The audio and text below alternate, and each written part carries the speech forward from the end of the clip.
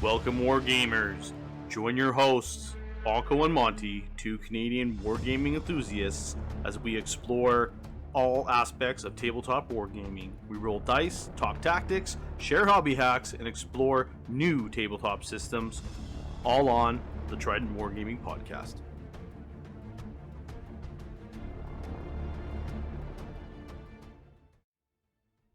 Hey everyone, it's Andy from Trident Wargaming, bringing you another episode. Today we're doing it a little different. We're flying solo, and we're actually going to be chatting up a little bit of A Victory at Sea by Warlord Games. It is another one of their great games, historical games that they have, some naval combat, anywhere from cruisers to battleships to aircraft carriers and even submarines in this game. It's been out for a bit now, and there's quite the range of miniatures for this game itself, and it can all be found on the Warlords page. Played it a few times myself over a few years, and we're kind of getting back into it just here at our local club, changing it up from bolt action to Victory at Seas, and then, of course, throwing in some Blood Red Skies later down the road here. But before we really jump into it, a little bit of a hobby update. Continuously working on terrain for bolt action. A lot of 3D printing and whatnot. And trying to get some tables built for future events. For tournaments and stuff like that. Making specific tables, Normandy, jungle kind of thing, maybe an airfield, that kind of thing. So we're doing that, and we've been doing, myself and Bill have been doing a lot of prepping and getting ready actually for our event coming up here on the weekend. It's for our Warhammer 40k and Horus Heresy event, so unfortunately no bolt action this time, but in the future there will be. So yeah, a lot of terrain, painting, building, hanging out with a whole bunch of buddies, helping out. Otherwise, just working on personal stuff. So that's just kind of a little update. And then, swabbed the decks and pulled off the dust of the the miniatures for Victory at Sea. So, but going forward, Victory at Sea.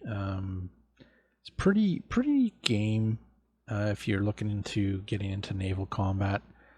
There's a lot of rich depth to the game itself. They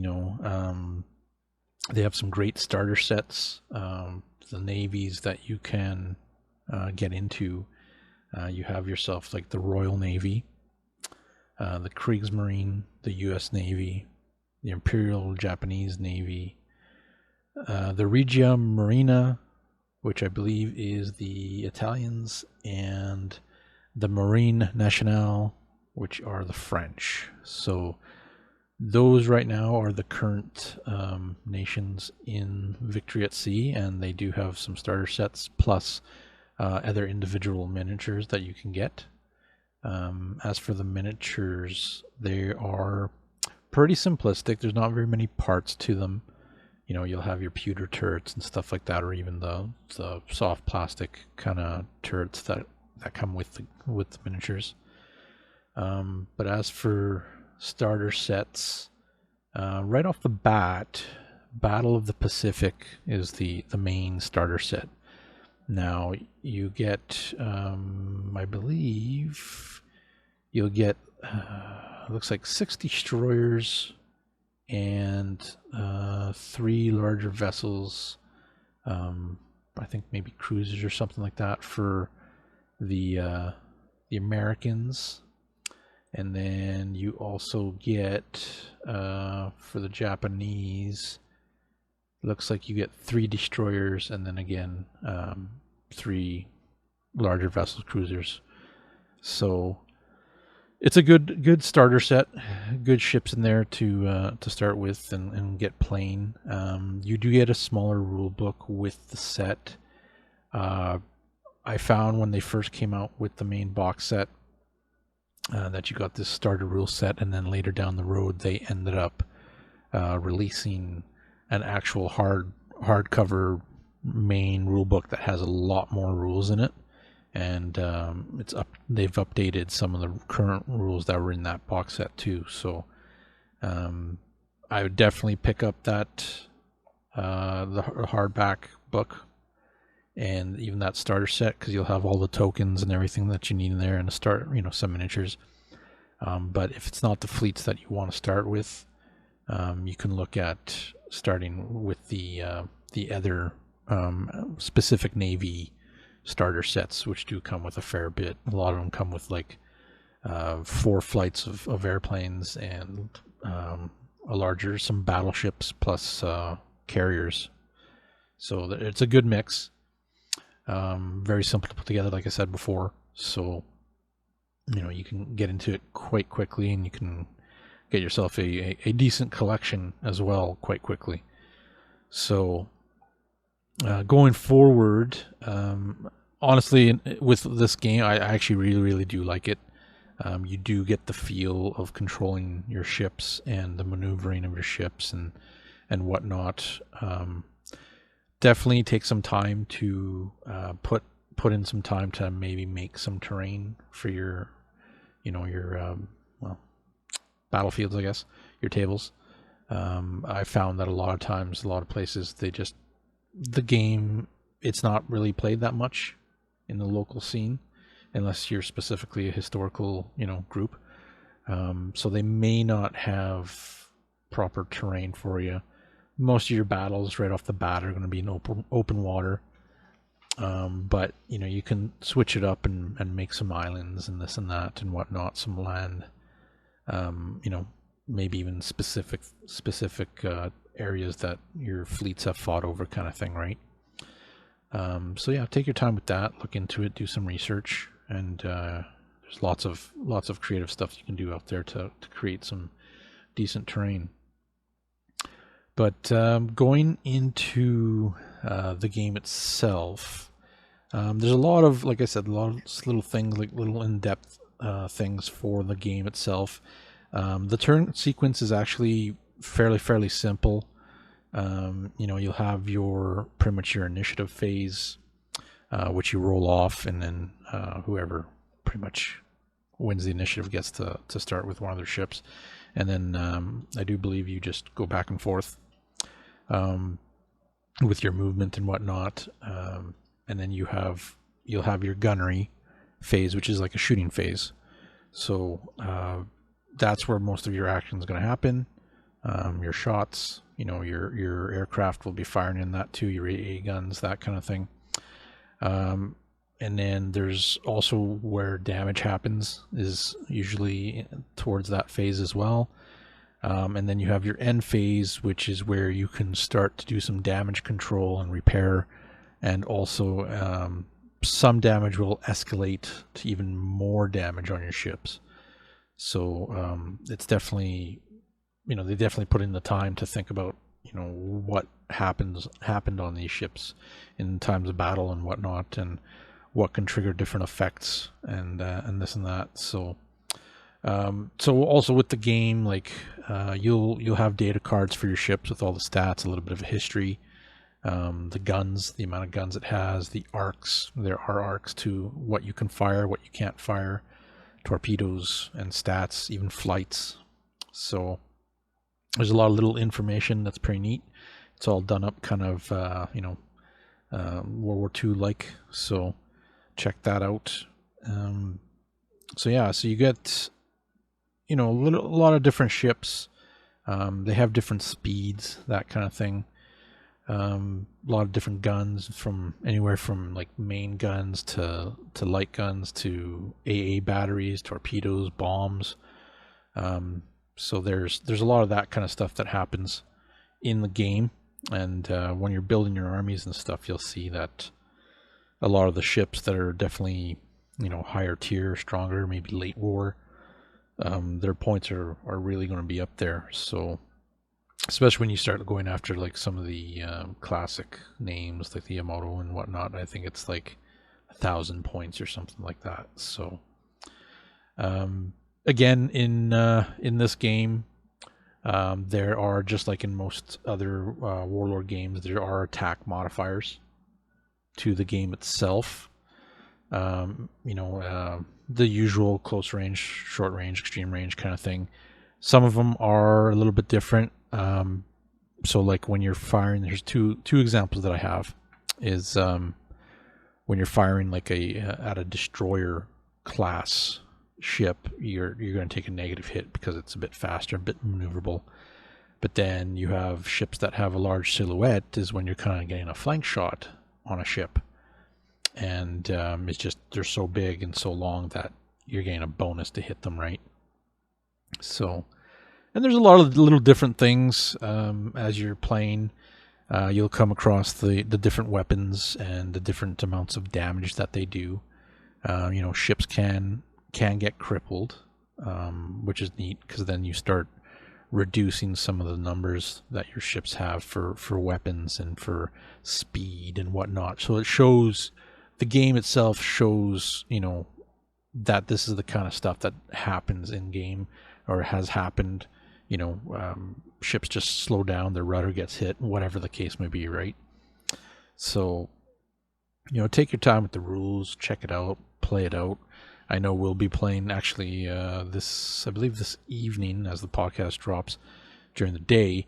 We'll have a few games going on, so it should be some good times and interesting stories to tell. So, neat thing is when you do get hit, there are chances of getting critically hit. And the one thing that makes the game really interesting is when you start getting into that, and you start getting into critical hits. Now, there's a couple different ones. You have your critical hits that you roll on a chart, and then you have a possibility of getting to a vital system, which is like the best roll. It's a 10. You roll on a d10. So essentially, you can hit like the engines, you can hit the weapons, you can hit the crew, and then of course the main one is the vital system. Now, before I get to vital systems, the other three that I mentioned, they have another chart, and it just progresses as you start taking damage. So you'll start getting things like -1 to your flank speed, crew area critical score increased by 1. That might not mean anything to you right now, but what that does is that damage that you've just taken will actually increase damage to another section. So then your ship starts really getting hit, whittled down. You can see damage starting to happen. Usually the worst case scenario when you get to the end of the chart, it's usually some kind of explosion. So you'll have a fuel explosion or multiple explosions or just an explosion, and you'll start taking extra damage. So usually the first column you won't take any damage, and then it starts to progress. So that kind of happens, and they have their they kind of have their own little instructions of what happens, right? So as an example, turret destroyed. You pretty much a random turret is destroyed, and it cannot be used or even repaired for the rest of the game. And also that it has a word called escalation, and I'll talk to you about that after. But things start to get worse. So as you play the game and you go through this and get familiar with it, you'll see the effects of ships, the effects of what weapons can do and whatnot. It's pretty straightforward though, everybody has pretty much the same weapons, just different ranges and maybe different amounts of them and whatnot. So there's that part.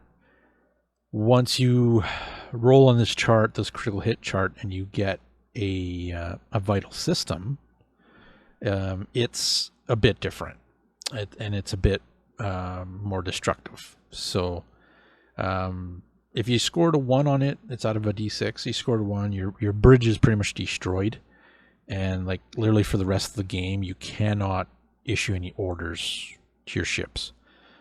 which we'll go through a little later here too. And then, of course, like the worst case scenario in like most games, when you get some kind of super critical hit, vital system hit, you have a catastrophic explosion. So pretty much your ship is reduced to like 0 hull points, and it's just all hands are lost, removed from game. Boom, done, just gone.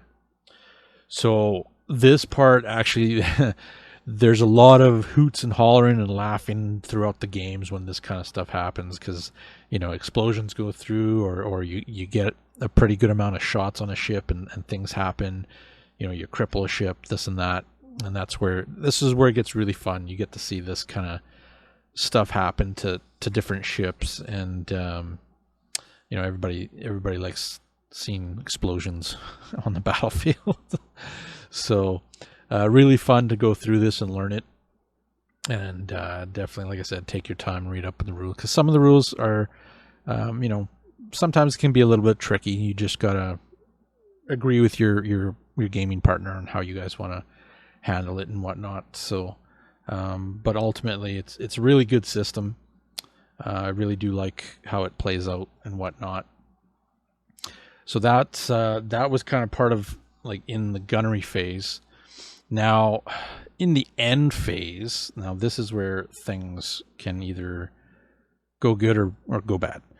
So you have a damage control phase where in the end phase, where you can do repairs, so you can actually reduce the critical hit chart and bring it down a notch. But then what happens is, if you're in a section where it has escalation, you have to roll a d6 and see if it actually escalates or not. So it could escalate to something even worse, and it triggers something, and then explosions happen, and that's where fires start happening on your ship, and it could get really bad for you. So it's neat that they put that in there. It's similar to Adeptus Titanicus. They have a kind of an escalation system in that, where if your heat's up at a certain level, things can happen. So very similar to this, which I do like. It's pretty neat. Makes for interesting games as well. See what your crews can actually handle and whatnot. And of course, it's all dice roll, right? So there's that. So that's kind of the phases, really. It's your movement, your gunnery, and then your end phase. And those are kind of things that can happen in the game. And as you're playing, you'll get more experience with it and whatnot. But also with the game, you do have orders that you can issue to your ships. So there's a few of them there. You also have like quality checks for your crew. So the crews will have different qualities, and that's what you use to actually try to actually pass these orders. And they'll tell you if it's either automatic, or you actually do have to do a crew quality check. Usually you need a 4+ to apply it on a d6, so not too bad. But just an example, you have pretty much the names are all hands on deck, come about, create smoke, evade, flood magazines, scramble. So some of them are maneuvering orders, some of them are defensive orders, others are trying to get the crew bonuses to when they have to make gunnery skills and stuff like that. There's also some for preventing damage, like flooding magazines. You can pretty much reduce critical scores and stuff like that by a level if you're successful when you do the order, except that then you end up losing a gun battery, due to flooding the magazines, right? So neat little orders like that you can do. And of course you could get into more detail, creating smoke. You literally put smoke tokens behind your ships, and it blocks line of sight. Neat thing too with the game and with each card and each ship that you select, they have traits. And these are kind of like keywords or universal special rules that either ships will get, or there'll be weapon traits that each weapon will have a different ability or some kind of restriction or something to them. So it's neat that they did this, because now it gives a ship or each class or each weapon kind of a unique ability or something to them. And as an example, like ship traits, you have agile, which it's usually like destroyers or faster cruisers or something like that. They'll have pretty much, when you go to do a turn maneuver, usually you have to move 2 inches before you turn. If you have agile, all you need to do is move 1 inch and then you can turn. So you can get a lot of turns happening, with an agile ship kind of thing. Carriers, pretty much the keyword carrier allows you to launch a flight per turn or receive a flight kind of thing. Stuff like that. You'll have torpedo belts. It's pretty much like a reinforced layer of armor for taking pretty much hits for torpedo damage and stuff like that. So it's interesting. Torpedoes can be pretty devastating in game if you get them off. Usually you need high numbers to get them off, though. They're not always successful, so that's another good thing. It's not just fire an alpha strike and your whole fleet's gone. So it takes a little while when you're playing. Games take a little bit of time, but it's definitely fun to play it out. As for weapon traits, and again, like ship traits, there's a bunch more. Of course, I'm not going to go through all of them kind of thing, but there's a lot more. Same thing with weapon traits. You have a lot more weapon traits compared to ship traits, but they all have different effects. Sometimes they're like a one-shot weapon. Sometimes they're twin-linked, so you get to re-roll stuff. You also have DP, which is dual purpose, which usually are light guns, and they're actually able to attack surface shipping or aircraft. So you can use them as defense against flights that are coming in that are attacking you, right? Stuff like that. You do have fast track, which they can readjust their aim quickly kind of thing, and they'll ignore a penalty for firing at a fast moving target, which is usually something that moves at 7 inches. So there's that, and there's a whole bunch more. So one is weak, which means that their shells are pretty small, so they're not as powerful, and they can't really do too much damage. Critical hits, actually, they can't critical hit anything except for like ships of a civilian type. So and then of course you have aircraft traits as well, and that takes effect for your flights, and it's pretty much there's 3 of them. There's large, tough, and very tough. So you pretty much get a little bit of resilience against AA batteries with each of these, except for looks like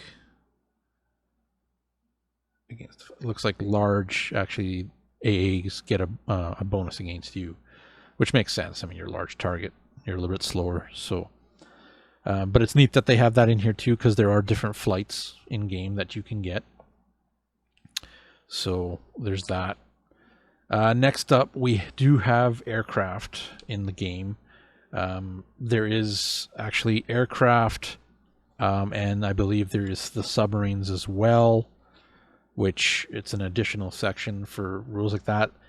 You actually don't really get much of these rules in the main starter set. That's why I recommend, if you pick up this book as well, because this has the meat and potatoes of the game. Not only does it have all these extra rules and whatnot for your armies, but half of this book is literally all the fleets. So all the fleet info in here, all the aircraft for those fleets, submarines, all that stuff is literally, it's like half of this book. So it's definitely worth getting it. Anything new that probably comes up after this book, you'll get cards inside your box sets that have been released, just like they do now. So, but getting back to aircraft, give me 1 second here. Going back to aircraft, there's a lot of different things. There's aircraft are pretty much put into flights, and pretty much it's just a stand that has 4 little miniatures on it, and that's one flight. So you'll have your fighters, your bombers, your dive bombers, your kamikaze, torpedo bombers, and observation flights. So they have different stats. They have different things that they can do, depending on, some of them can dogfight, others obviously bombing, others are dive bombing, and then of course kamikaze, we all know what that is. So, but observation flight is the different one, and you'll find this in the beginning of your game when you got to pick, because you have flights. So most of these flights they'll have miniatures for, but usually like observation flights you won't actually really need miniatures for them.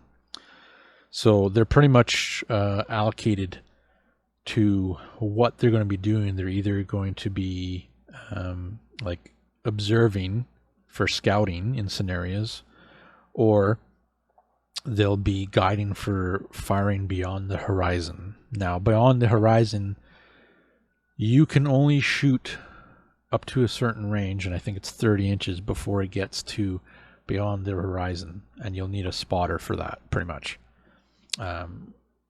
Or firing onto a land target that's stationary kind of thing.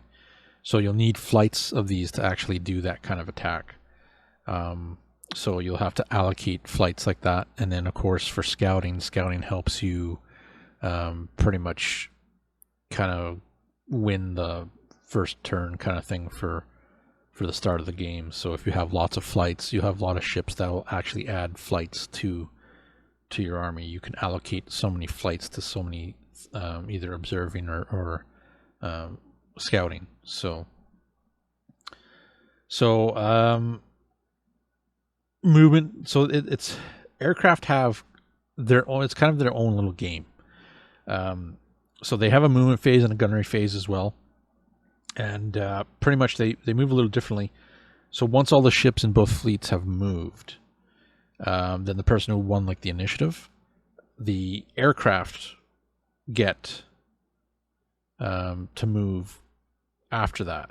So you start moving that around, taking turns, of course, just like you would moving your ships, and you go from there, right? So they do their own thing, and then of course in the gunnery phase, so usually most ships will have some kind of form of AA, and I believe that usually pops off like right away before anything happens. So planes can get shot down, can be targeted by multiple AA batteries and stuff like that, which is pretty neat.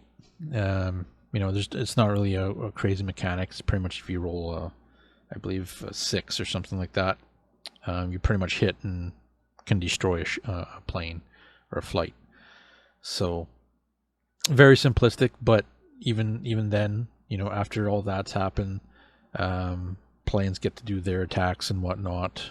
So, and they'll have their own little stat lines and whatnot, and what they can do, and if they can dogfight, what their speed is, and they're very fast, of course, because they'll, like, I'm looking right now at a Corsair, and it can move at 30 inches, so pretty much flies across the board and it's in your face.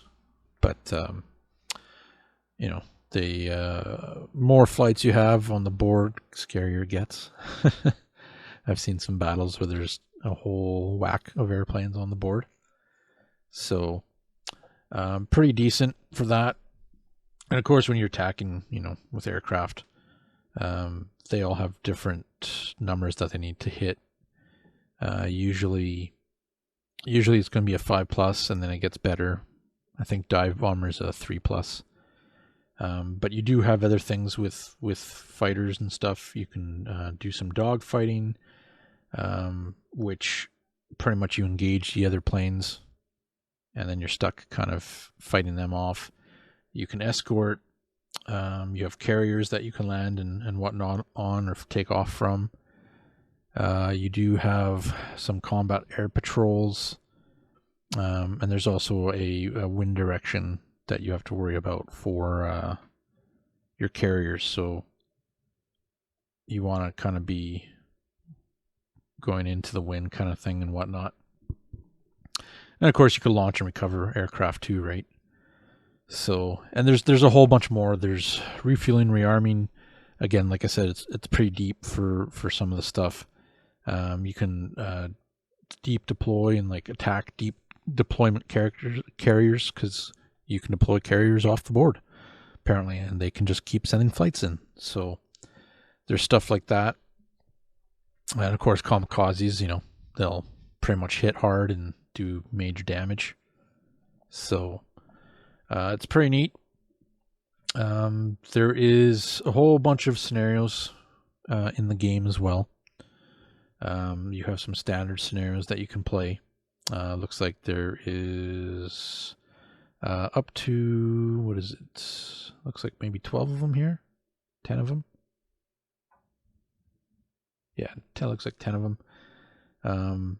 So pretty much, destroy or break out. So you're trying to get past their lines kind of thing. A defense line, there's attrition, domination, sweep or clear, fight and retreat, last stand, and ultimate enemy. So they all have different conditions. A lot of them are trying to, maybe destroy half of the enemy fleet or get past them or survive, that kind of thing. So you do have tactical withdrawals as well. So there's a lot of little intricate rules in the game. If you're really into naval combat, this is by far probably one of the better ones out there that isn't super overcomplicated. And if there is any other ones that compare to it, please let me know. I wouldn't mind checking them out as well. But yeah, it's pretty good.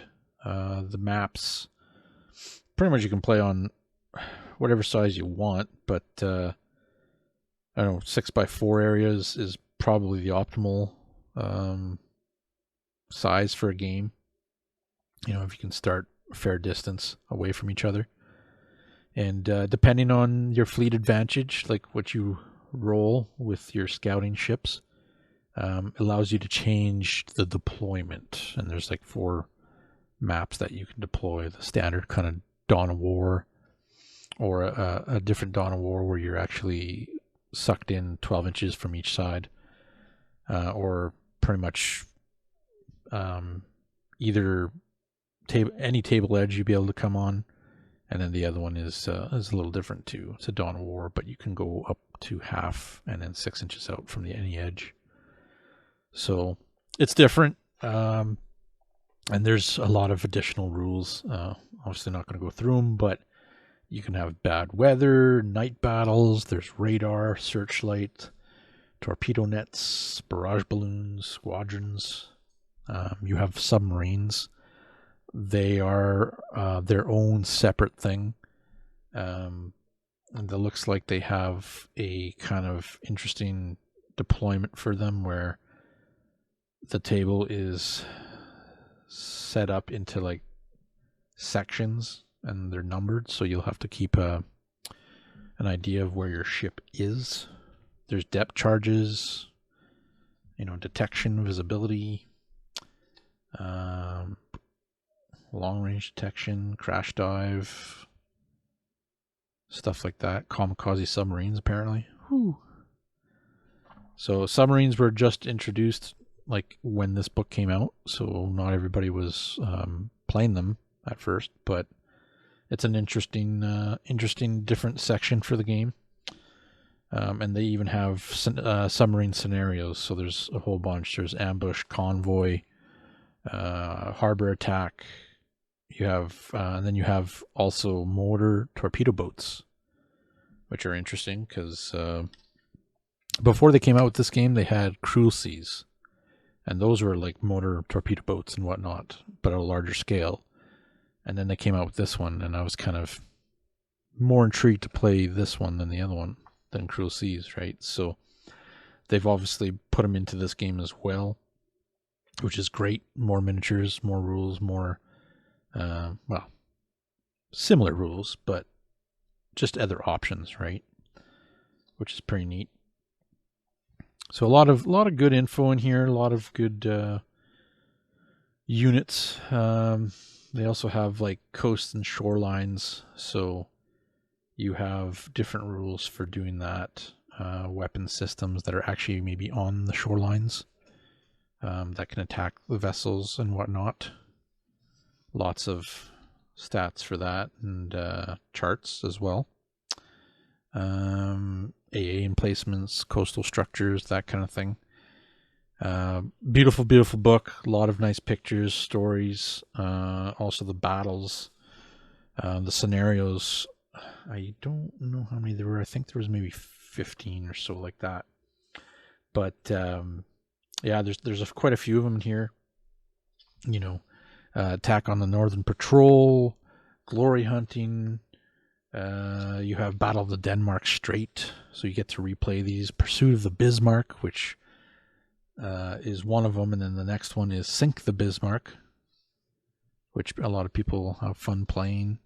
Battle of North Cape, and it's neat because they'll give you a map, and if you're looking at the map, they actually have like a landmass that you can easily create with foam and whatnot, and then put some detail on them and stuff.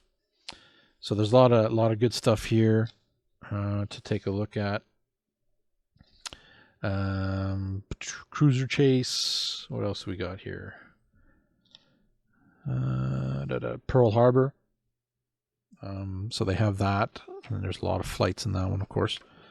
And it's pretty neat. There's a large landmass in that one, and they have the ships all set up and whatnot, so you can replay that, which makes it look. The overall map, the overhead map, looks pretty neat. Just the way they have it set up and kind of where the Japanese are coming from in that scenario. Yeah, there's tons of it. It just keeps going. Battle of Java Sea. So stuff like that. Tons of scenarios. Definitely check it out. Battle of Midway, of course. There's that. You get to replay that. But yeah, as you're going through the book and you get through all these scenarios, like I said, there's tons of them. You start getting to the actual nations section of it, and it's literally starts on page 129 for building a fleet. So literally, it's like half the book. So which is pretty cool. But it tells you, it has stuff, kind of guidelines here and whatnot too, right, to tell you. And a lot of times when you're playing the game, you, just like any other historical game, you want to talk with your opponent and see what era do you want to play. Try to match up so that you're not playing a late war list against an early war list kind of thing. Because those tend to be not so fun for the guy playing with the lesser equipment. So check that out. Play what you want to play, but just I seem to have a lot more fun when you're playing in the same era. So it's the same thing with this game. And a lot of ships that will have on their sheets that they can be played in different eras and their equipment changes. So there's that. But each nation has their own special rules as well. Nation rules. Like the Royal Navy itself has depth charge attacks and VT fuses. So they get bonuses to those kind of attacks and whatnot. And they got all their stats for their battleships, cruisers, carriers, destroyers, carriers, like I said before. So there's a lot in there that you can go through and pick what you want to pretty much play with and make your fleets, or check stuff out for what was in those fleets, stuff like that. So plus you have all your aircraft as well, submarines. You also do have other ships as well. Sometimes you'll have like civilian class ships. So and then like your aircraft for the British here, you'll have, there's a whole bunch of other things here for aircraft, but you got like, I don't know, Supermarine Seafire 2C, you have Short Sutherland, Hawker Typhoon 1, that kind of thing, right? Ferry Firefly 1. So it definitely all goes by years and when they're commissioned, what their role is, their speed, can they dogfight, and their bonus, damage dice, traits, and then of course how many points they cost. So you'll see the point costs of ships and flights and stuff, they're all there. You'll probably end up playing 1,000 points or something like that and realize that, oh wow, I got a decent fleet. So same thing with motor torpedo boats, I should say. So yeah, there's lots. Again, U.S. Navy I'm looking at right now, they have U.S. made torpedoes and VT fuses. So unfortunately the American torpedoes, they didn't put much emphasis in it, and they had problems with the torpedoes. So for every successful attack roll for a torpedo in a snare is taking place at the end of 1943, you roll an extra dice, and a 5 or more the torpedo actually arms properly and explodes. So there's little different things like that. I'll try to go to the next nation here.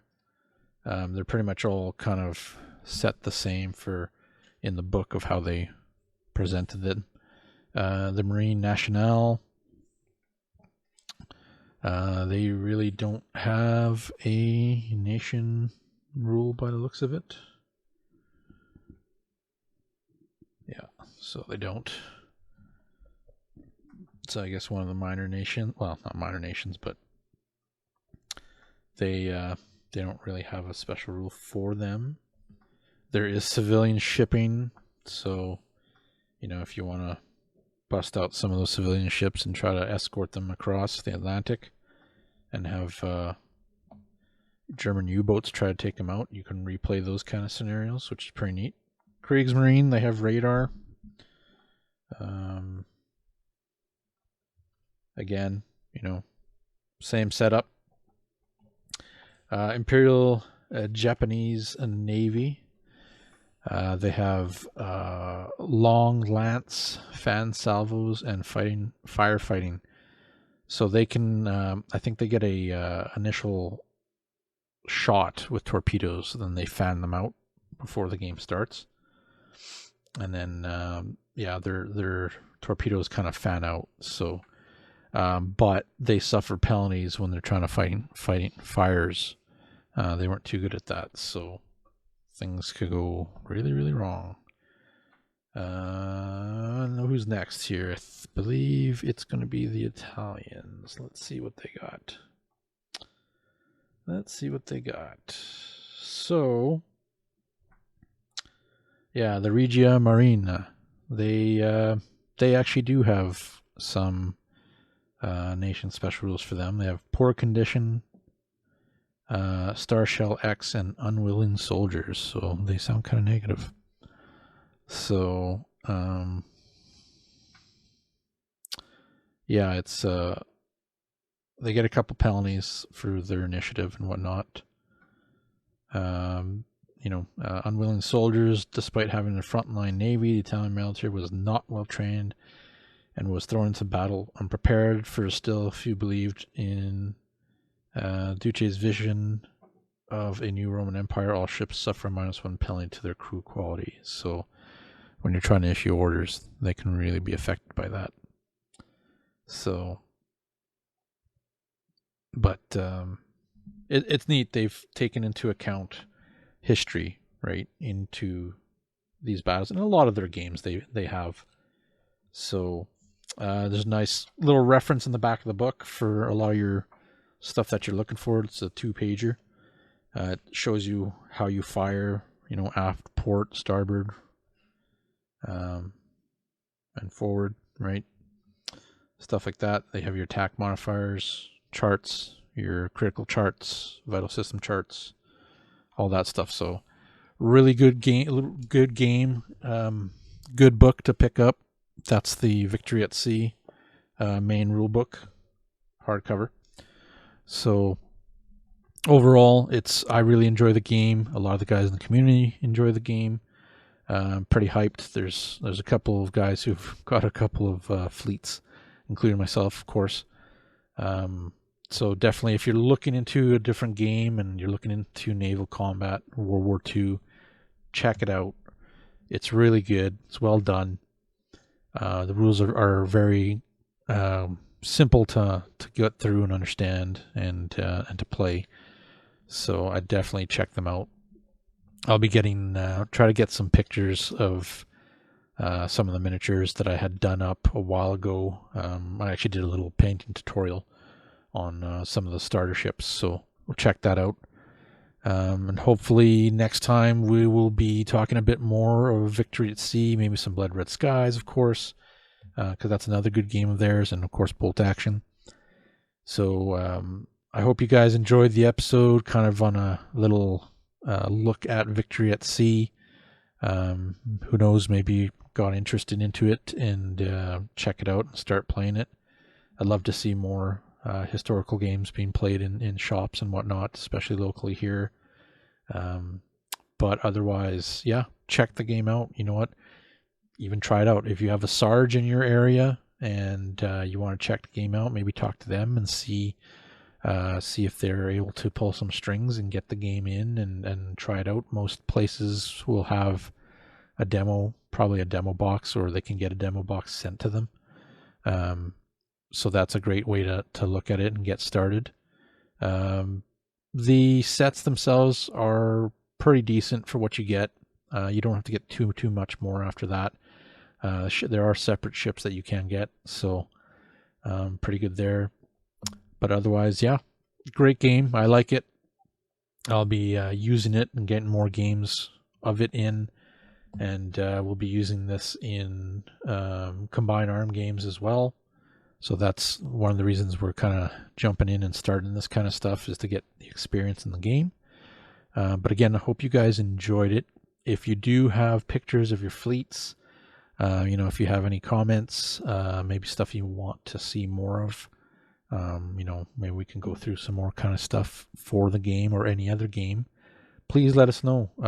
Email us, hit us on Facebook, put a comment on YouTube, Instagram when we post pictures and stuff. We really love to see that kind of stuff happen. So please, by all means, post. And of course, check out the games, have fun, paint, build, play, all that stuff. And we'll catch you guys on the next episode. Trident Wargaming. Build it, paint it, play it.